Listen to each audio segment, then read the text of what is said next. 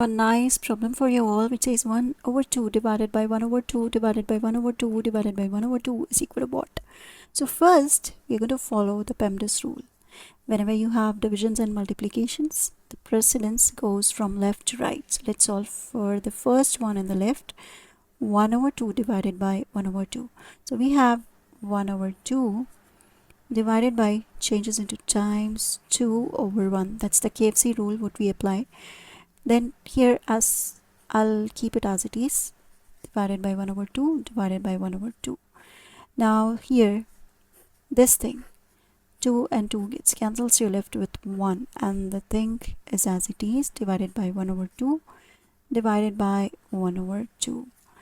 Now what we are going to do is again the left hand side first. So 1 divided by 1 over 2. 1, keep the first fraction, flip the second fraction 2 over 1 and change the sign from division to multiplication. So you have 1 times 2 over 1, again the same thing as it is, this one 1 over 2. Now 2 times 1 is 2 over 1 divided by 1 over 2. Now you have this thing to solve. Again keep the first fraction, that's 2, 2 over 1 is 2. Flip the second fraction, that's 2 over 1.